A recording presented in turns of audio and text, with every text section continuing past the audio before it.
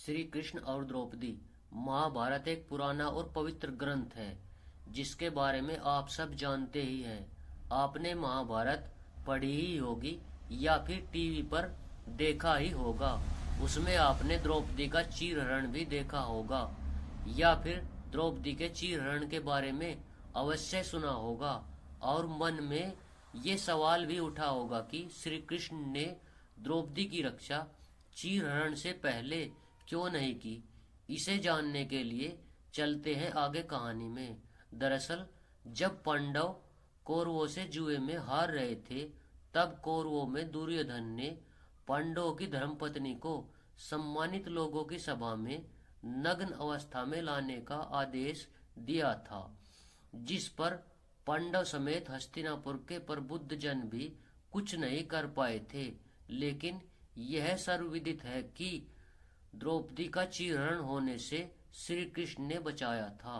लेकिन जिस युग में स्वयं भगवान विष्णु ने अवतार लिया था उस युग में कैसे एक स्त्री का इतना अपमान हो गया।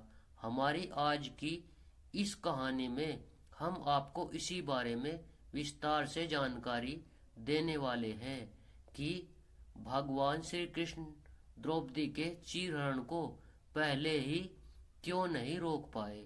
इसके पीछे की कहानी यह है कि भागवत गीता में श्री कृष्ण ने कहा है कि हर व्यक्ति को उसके कर्मों का फल भुगतना पड़ता है।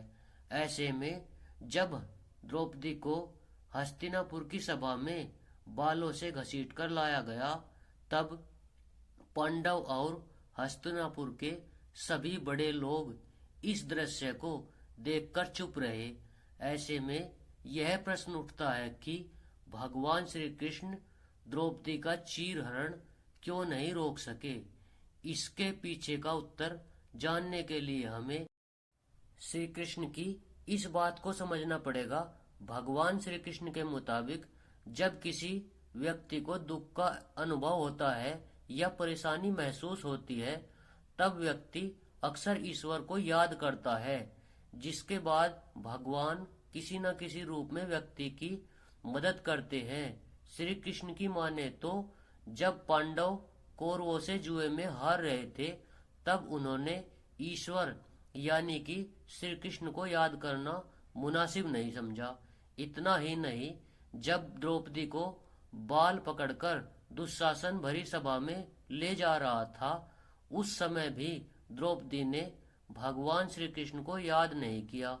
इतना ही नहीं, सभा में उपस्थित किसी भी व्यक्ति के मन में यह प्रश्न नहीं उठा कि इस कठिन घड़ी में भगवान श्री कृष्ण को याद किया जाए। ऐसे में जब द्रौपदी ने भगवान श्री कृष्ण को याद किया तब भगवान श्री कृष्ण ने द्रौपदी की रक्षा की। यही कारण था कि भगवान श्री कृष्ण ने द्रौपदी की चीरहरण से पहले रक्षा नहीं की। दोस्तों, भगवान हमारी मदद तभी करते हैं जब हम उन्हें मन से अपनी सहायता के लिए पुकारते हैं। तो दोस्तों, आशा करते हैं कि ये कहानी आपको जरूर पसंद आई होगी। अपनी राय कमेंट में जरूर लिखना। मिलते हैं किसी अगली कहानी में। तब तक के लिए जय श्री राम।